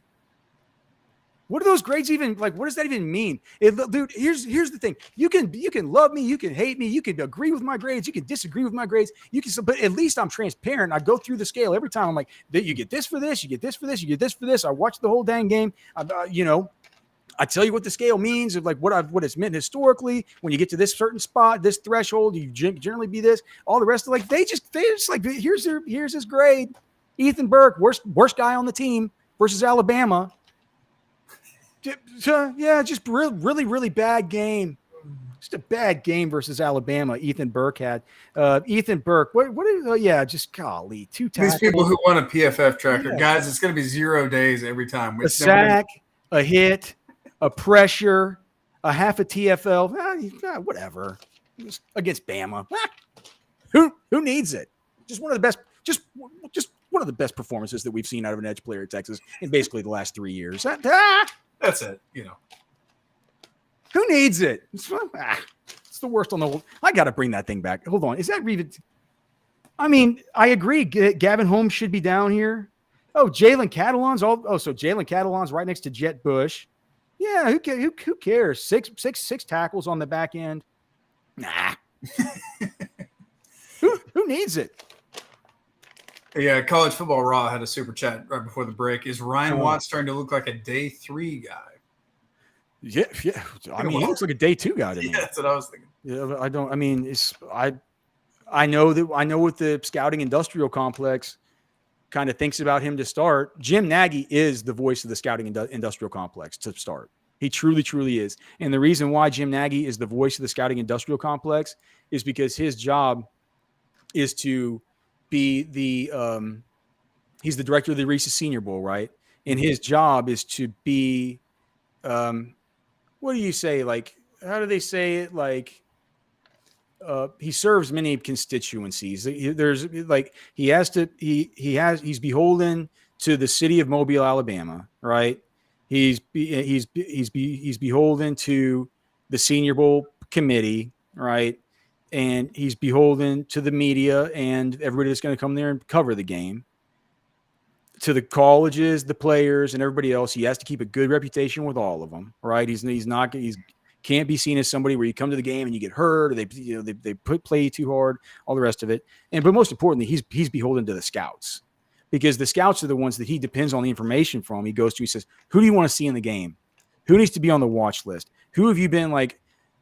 Who's there a bunch of talk about? Like, what do you want? Like, and so he's like the conflagration. Is that a word? Blake, look it up, please. Conflagration. Me, man, I don't know these. He's the combination. He's the, is conflagration a word? Can you look what that up? I think the Jim Nagy's a conflagration of all those different constituencies, which basically make up what is the scouting industrial complex. Let me share my screen real quick. As far as a conflagration here. No, yeah. What is it? An extensive fire which destroys a great deal of land or property. I don't think that's what it means. We talked about my we talked about my buddy's parents' house having a conflagration. That was a conflagration. Jim Nagy is like a force of nature, though, right? It is. Yeah. What is that? Is it a combination? It's just a combination. Like he's the. he's a representative force that represents in equal parts all of those constituencies.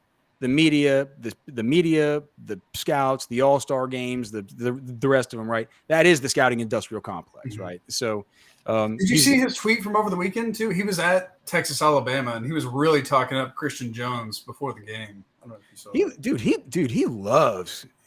He loves Christian Jones. Christian Jones. He just says that guy is pretty.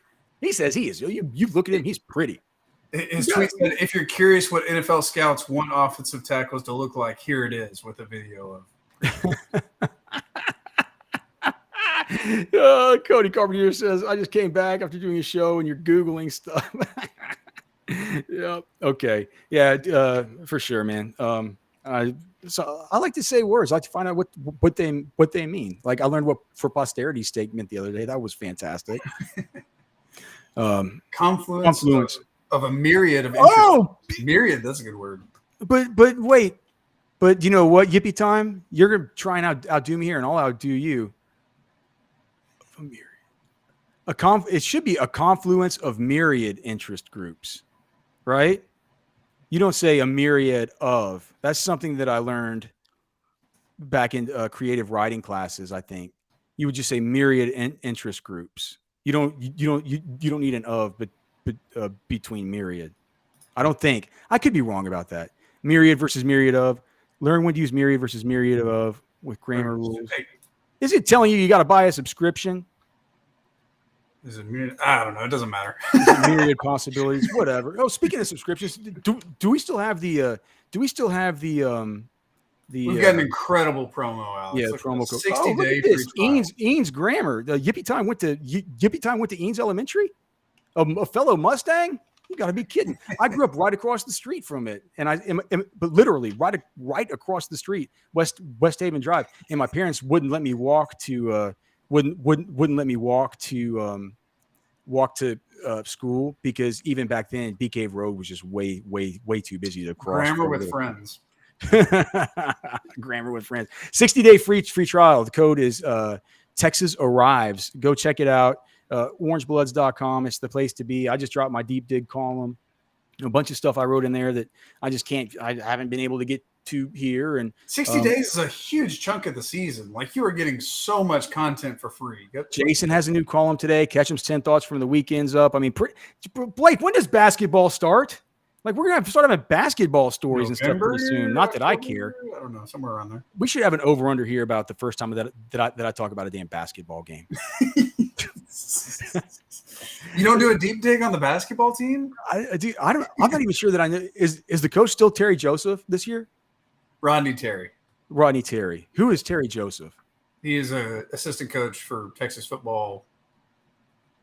Right? Previously? I'm trying to remember. Terry Joseph. Yeah, I forgot. No, but it's still that dude that looks like the Breaking Bad guy, Gus Fring. Yes, it is. Yeah. I'm not sure. Yeah, he was the defensive back coach under Herman, right? Terry Joseph. Do you guys in the chat know if he's been doing anything in basketball recruiting? See, man, if I paid attention to the basketball threads on Orange Bloods, where you get a 60-day free trial right now, I'd know if he's done anything in recruiting. I know he lost a bunch of recruits right when he first came on board. Anyway, back to the replacement level guys. And there's we could talk about them, but I think it's just better just to kind of go through and just highlight some of these dudes before we move on to offense tomorrow. We'll have the offensive line grades first up. Then Thursday we'll start transitioning into kind of skill players, personnel groups. We'll just do it like last week. It was fun as hell. We'll do it like last week. We'll talk tight end alignments. All this. People will be like, "What do you mean tight end alignments and percentage personnel groupings? That's fun as hell." But hey, we'll do that. We'll also start transitioning a little bit to some NFL talk, Thursday night football, all the rest of it, and then Friday. Hopefully, I haven't talked to Cody, but Cody's in the chat. Hopefully, Cody will come back on for the Wyoming final takes on Friday. Hopefully, with another plate of meat too. That was a good looking steak. Oh yeah, man. It's a good. Cody's if Cody's awake, there's probably a 50% chance he's eating some kind of meat. I got a super chat. Alex, quit looking at PFF grades. You lose your mind every time. I swear to God, these PFF grades are the most cockamamie things. I mean, they are really, really bad. We need a T-shirt that says cockamamie on it. Just the whole thing about Ethan Burke. Yeah, just put him at the bottom of the list. Give him a bad grade. 3 tackles. Or what? Three tackles for one sack. quarterback hit, 2 tackles for a loss, little sack. Half or whatever. But, I mean, forget it. It's just versus Alabama. Come on. Yeah. That's the thing. 1-1 Alabama. It was like one of the most impressive games I've seen from a Texas defender. And I mean, they say he's he's basically like a Jet Bush level game. It has David Benda as the worst player on defense. Cooked 9 pounds of chicken thighs today, guys. Yo. Come on, talk about Isaiah Nader. PFF has David Benda as the worst player on the defense for Texas versus Alabama. I mean, are you kidding me? What do they even do? What do they even do?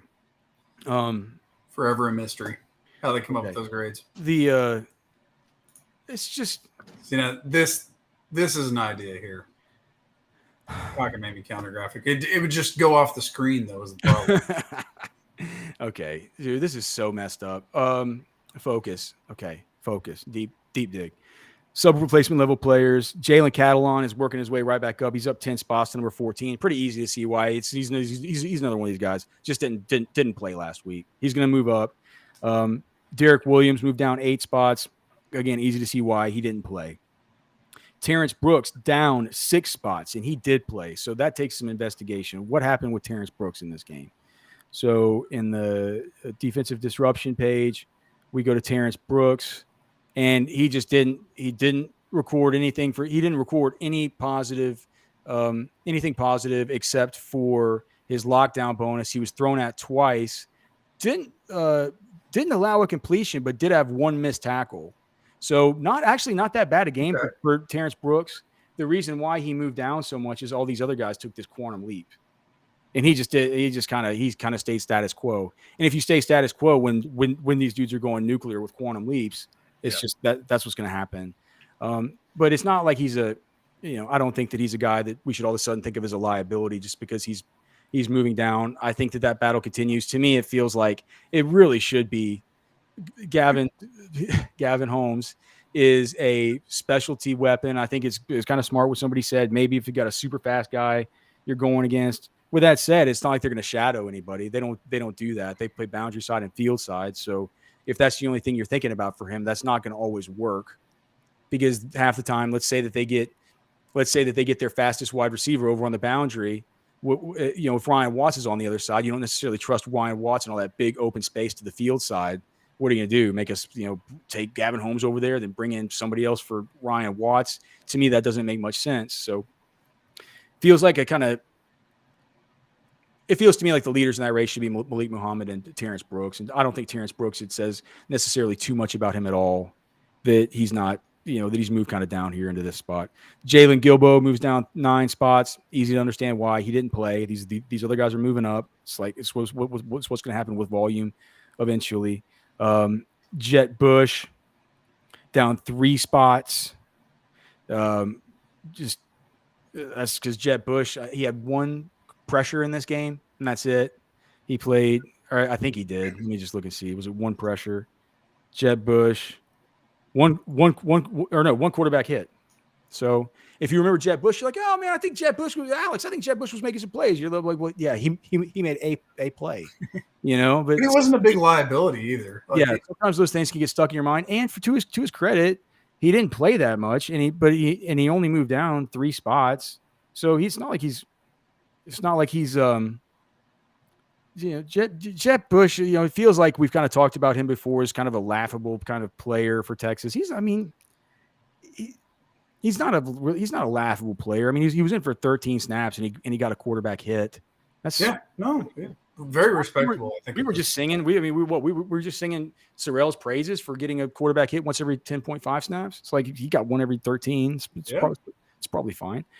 Let's see some of the other guys here. Get back to the production sheet. So Jet Bush moves down, sub replacement level. Christopher Ross actually moves up 1 spot. He's getting into a more and more defined role where he's the sub package defensive end when they go to 3 down linemen in the Anthony Hill sub package with 3 linebackers. And so just as a function of his volume, he's going to move up. The one we've talked about the whole time is Alfred Collins. He's down 6 spots to the 20th best player on defense.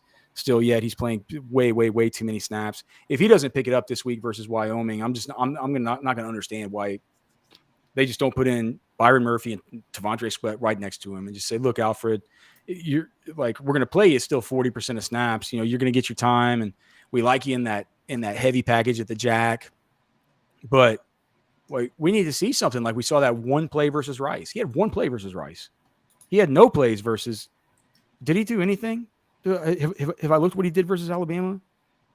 I feel like I've talked about Alfred Collins a million times already. We have talked about him a lot. 60% of snaps. He had 2 assisted tackles and one pressure, two missed tackles. It just isn't enough. No, it isn't enough. You need a lot more from that guy. Whenever he's playing, well, he's in the game so much. He played. If he were to play as much as he played versus Alabama, he would be the defensive lineman who played the most snaps on the season for the last half decade for Texas. It's just, it doesn't make sense. Man, the hype is falling flat. I mean, every preseason going back the last 3 years, it's been, Alfred Collins is going to be the guy. Like, this is the year he comes out and it's like, yeah, well, dude, I remember one time whenever I was, and you've probably had to do this before, Blake. Have you ever had to go up to Moncrief and stand around and go stalk the teenage boys like Jason has to? Yes. Yeah, you gotta wait on these teenage boys and you gotta ask them for their phone numbers. Yeah. And like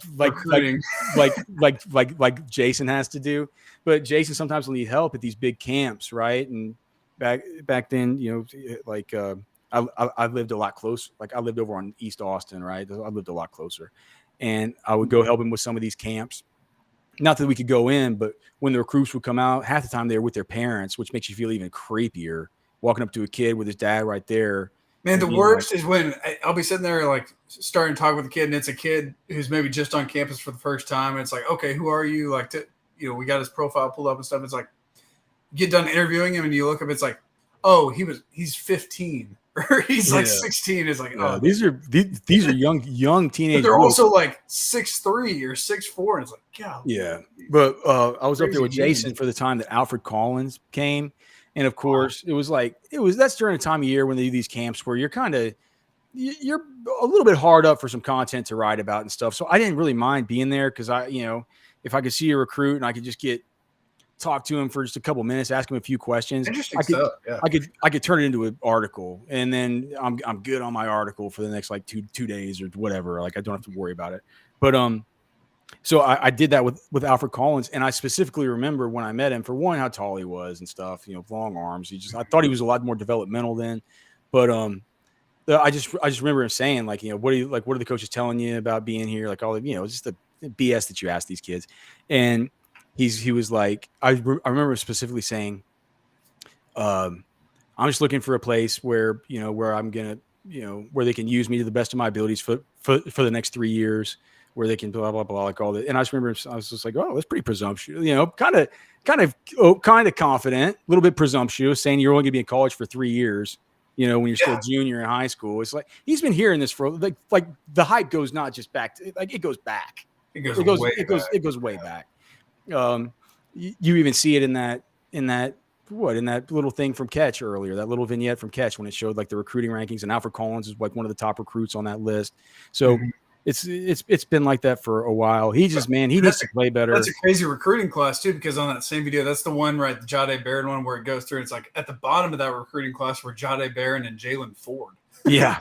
Wild, huh? They missed on those. Yeah, man. And then just like the other guys, I guess we should. I mean, I don't think we need to look. Gavin Holmes needs to play better. Keaton Crawford, he moved up some, but he needs to play better. And then the rest of these guys are just guys that don't really play much. Justice Finkley moved up a little bit in this game because he got some points for tackles. But if Justice Finkley is any kind of, he's just not a, I wonder, did PFF rate him as higher than Ethan Burke in this game? Oh, look at this. They sure did. Justice Finkley, the fourth best player on the Texas defense versus Alabama. So let's just go ahead and go with what they say. Justice Finkley, fourth best. Got to get him out there. All right. The question I asked earlier, what is your biggest concern as far as position group or player goes on the Texas defense? Starting defensive tackle, Alfred Collins. Yeah, is it. It's very simple. Okay, let's talk about waivers. Did people have some questions? Here's what you're doing on waivers tonight. Blake, shut your ears. Shut your ears. All right. Here's what you're doing on waivers. JD, what's PFF's the football Bible? Football Bible. Oh God, dude, that hurts me in all the different fields, man. You can't say this. It's not only is it sacrilegious, but it's just so untrue. Okay. All right. So here's what you got to do. If you got guys on your team, like I wrote down a list of guys that kind of feel like they're a little bit droppable right now that you might have drafted. Clearly, you got to go drop J.K. Dobbins. At this point, you might be thinking about dropping guys like Rashad Penny, Kadarius Toney, maybe Van Jefferson, Devon Achane. You could hold on to Achane. These are just people who I got Chigo Okonkwo, Jonathan Mingo, Damian Harris, this type of player. Zach Charbonnet can probably maybe be dropped by now. You guys know the type of players who can be dropped, right? The guys on your team, not your starters that might have just had bad for it. Don't go out dropping Jamar Chase or Darren Waller or, any of these guys that put up stinkers in week one who are going to be your. What do you think about Sky Moore? He can be dropped for like Puka Nacua, Jacoby Myers. Yeah. So good. Like, look, Puka Nacua should probably be at the top of your waiver order. He's the wide receiver for the Los Angeles Rams, and he went off for 15 targets and just an absolute monster game with no Cooper Kupp. We don't know what's happening with Cooper. Cooper Kupp's been a week in Minnesota, this last week, and you wonder what the hell what are they going to do? How are they going to hang versus Seattle? Of course, they just go and whoop Seattle 30-13. Your two biggest, trash man. He put LAC for Kyron Williams. Your two biggest targets this week should be Kyron Williams from the Rams and Puka Nacua from the Rams. Kyron Williams looks like he's taking that job from Cam Akers. People will be heartened by the fact that Cam Akers scored a touchdown last week, that he got 22 carries, but that was after the game was, inexplicably already been salted away by the Rams, right, against the Seahawks. So go get Kyron Williams, and even if the Rams do turn back to dust, Kyron Williams, you guys remember him from Notre Dame. He was he's the much better pass catcher. They trust him more. McVay wanted him to be the starter last year before he got hurt in week one. So go get Kyron Williams. Look into maybe getting Joshua Kelly as well from the Chargers. Look at Kenneth Gainwell from the Eagles. The Baltimore guys, Gus Edwards, Justice Hill. I would say with those two, I would lean towards Gus Edwards as far as my waiver priority. And if you're on a free agent acquisition budget, as far as these running backs, I would go up to 15 to 20% of my budget for Kyron, maybe for Josh Kelly, maybe and for Gainwell. If Tyler Algier is out there and available, maybe somewhere in the 15% range for him. He did get the 2 touchdowns last week. Bijan is going to start getting those touchdowns though. So I would beware of chasing that. Of course, if Roschon Johnson's out there, make sure you get Roschon. He's going to take over the job as the lead back for the Bears. So he would be, as far as I'm concerned, a 10 to 15% budget guy. You probably should have just drafted him anyway. I think if you put a gun to my head, you made me choose between Kyron Williams and Roschon Johnson right now, and I could only have one on my fantasy football team, just because I just love Roschon, I'd probably choose Roschon, but I think it might be smarter to have Kyron Williams just because he already looks like he is the starter. And it's going to be a team that eventually will start to lose. And when these teams start to lose and they utilize their pass catching running backs, that's, we know that a target in fantasy football for a running back is worth like 2.7 times as much as a carry. Can you believe that?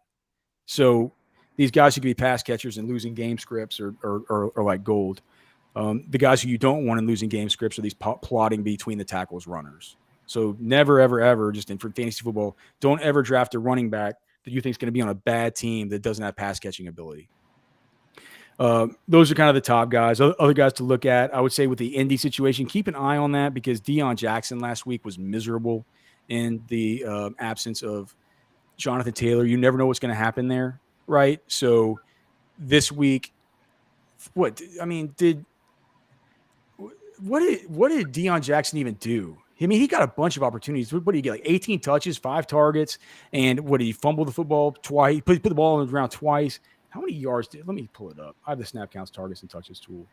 I mean, it was miserable what he did. So for the Colts, I'm just saying this because the Colts get Houston coming right up, right? And I was thinking during that game, like maybe after this game, they're going to kick this idiot off the team. Yeah, Deion Jackson got 6 targets, 18 touches. He turned it into two balls he put on the ground and 28 total yards on 71% of snaps. So the news with that is that Evan Hull, the other guy, the rookie from Northwestern, he's hurt. He's not going to play this week. Zach Moss, who broke his forearm back 4 weeks ago during camp, looks to be coming back this week.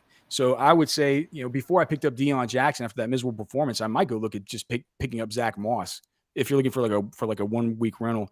Let me just also say, just really quick, wide receiver, Puka Nacua, Tutu Atwell, Kendrick Bourne. Look at those guys. Look at the tight end. Look at Hayden Hurst. Look at Luke Musgrave. You can look at Jake Ferguson from Dallas. Look at Hunter Henry from New England. I like the way that they're using him.